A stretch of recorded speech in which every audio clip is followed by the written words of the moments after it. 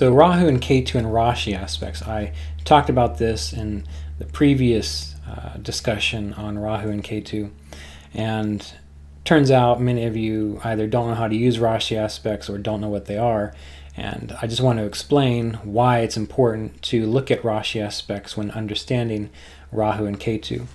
Now, in order to get into Rashi aspects, I do have a discussion on this channel about what Rashi aspects are.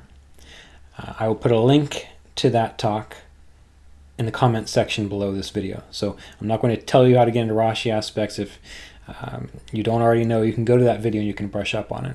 But very quickly, this is Astrology 101. We cover this in the very first class, or the very first course in the Astrology Apprenticeship Program on the Rashis. And there's a reason, for example, that Rashi aspects and planetary aspects are spoken of so early in Brihat Parashara Shastra, but specifically why they're spoken of so early in Jaimini Upadesha Sutras is because they show us the fertility of a sign. Everything in that sign grows from that sign.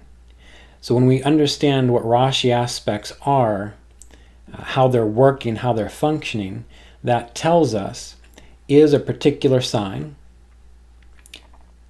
is it fertile? Does it have fertile ground? Or is that sign barren, dry, too hot, desolate? For example, if you get two hot planets, Rashi aspecting, say, a water sign, that water sign gets dried out and it's supposed to be fertile and moist. Although it might be useful to have hotter planets Rashi aspecting a hot sign because it makes sense, it supports what that sign is all about. So what we're looking at with Rashi aspects, again, is the sign in question, is it fertile for what it's meant to do? That's what it always comes down to. That's also what planetary dignity always comes down to. Can the planet, is it in good enough dignity that it can do what it's meant to do? So with Rahu and Ketu, if they are in a sign that has positive Rashi aspects to that sign, then whatever house that sign is supporting or is the ground for, it will give a better environment for Rahu to grow and learn. If we have more difficult planets Rashi aspecting the sign that Rahu is in, then whatever house that sign, again, is the foundation for, the Rashi is the foundation for that house, Rahu will have more difficulty. One way you can think about this, I always use this example for Rahu. Rahu is about those things that we're meant to learn in this life, that we're usually terrible at the beginning. So of course we're going to make mistakes, of course we're going to blow it probably multiple times. So it's like learning to ride a bicycle or drive a car or anything of that nature. The first time you do it, you're usually pretty bad at it, and you're going to fall off and skin your knee and break a bone or wreck into a pole. It's just probably what's going to happen. But this is just metaphor here, so please keep that in mind. So let's say that there are supportive Rashi aspects to that sign Rahu is in. So that's like learning to ride your bike with a supportive parent. Someone who's there to hold you and guide you, and even if you fall, you're not going to fall that hard because they're going to be there to catch you. Allows you to develop confidence and skills with Rahu more clearly. Now let's say there are negative Rashi aspects to the sign in which Rahu is placed.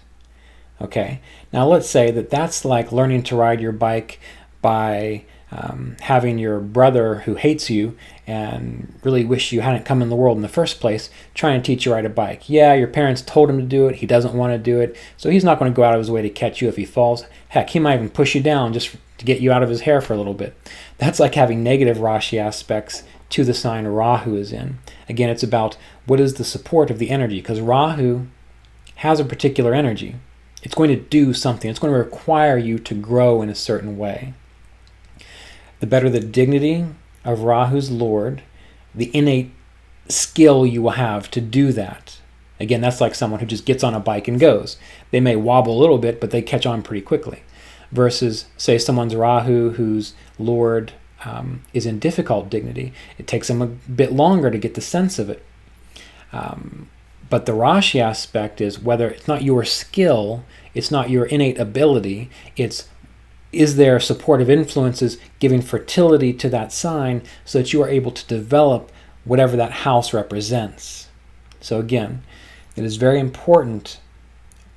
I can't say it enough. This is why we spend so much time, 2 years in the apprenticeship program, before even getting into Rahu and Ketu, because you need to know even these simple things to have a better sense of how Rahu and Ketu are going to function and work within your life. So see the video. Again, hopefully I've done one. I believe I have. If not, I guess I'll aim to do one down below about how to figure out Rashi aspects. Now again, we spend a whole course, 2 to 3 months on Rashis in the apprenticeship course or apprenticeship program. So if you don't get it from a 15-minute video, consider doing a little more study on how the Rashi aspects work. This will give you greater insight, a greater level of understanding. Remember, Rahu and Ketu, in the previous talk, we discussed them as being multi-level, multi-dimensional within the chart.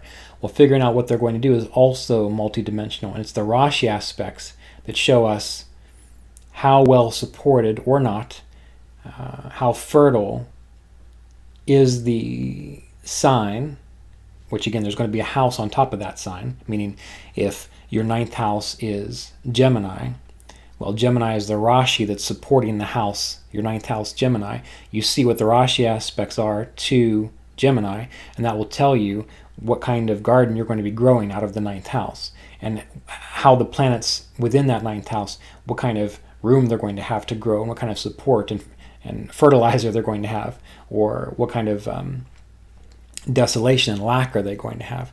So we have to really take a look at Rashi aspects when considering the nodes of the moon. It's extremely important.